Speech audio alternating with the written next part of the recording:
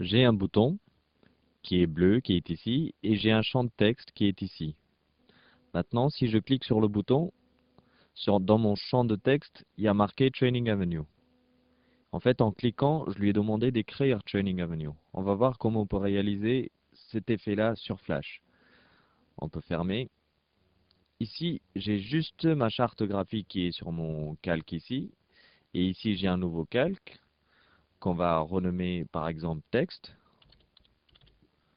Voilà. Et je me fais ici mon champ de texte. Donc en cliquant ici, outil texte, et en glissant comme ça, on peut faire notre champ de texte. Je vais appeler les options de caractère, donc affiche caractère en cliquant ici. Et ici, je vois que mes lettres vont être en vert, mais je les veux en noir. Mon caractère un peu plus grand, 25 par exemple, ou 20. Et je veux qu'il tape, peu importe. Ici, dans mes options de texte, ma variable s'appelle textfield2 que je vais renommer texte. Donc désormais, il est considéré comme une variable sur ma scène.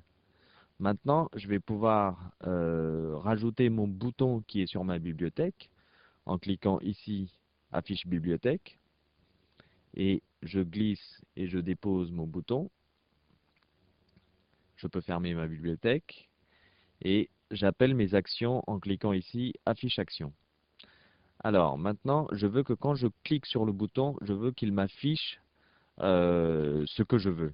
Donc, pour ça, je fais un evaluate en cliquant ici, action evaluate, et je lui tape root underscore root point text, c'est ma variable et je l'utilise en tant que telle dans ma scène, est égal, entre guillemets, ça il faut pas l'oublier, training par exemple. Donc je tape training et je ferme mes guillemets et je peux faire un test en tapant CTRL entrée ou pomme entrée sur Mac et je clique sur mon bouton et il me tape training.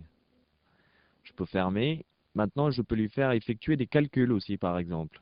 Si ce ne sont pas des guillemets, si la chose n'est pas entre les guillemets, ça veut dire qu'il va exécuter cette chose-là. Donc, par exemple, si je tape 5 plus 10, ce qui devrait être 15, donc je lui demande d'exécuter cette tâche-là dans ma variable texte, donc mon champ de texte. Je peux faire un test, comme toujours, en tapant CTRL entrée ou pomme entrée sur Mac. Voilà, donc je clique sur mon bouton et il me met bien 15. Voilà, ceci explique, en fait cet exercice explique l'utilité d'avoir des champs de texte et de les nommer en tant que variables pour pouvoir les utiliser interactivement.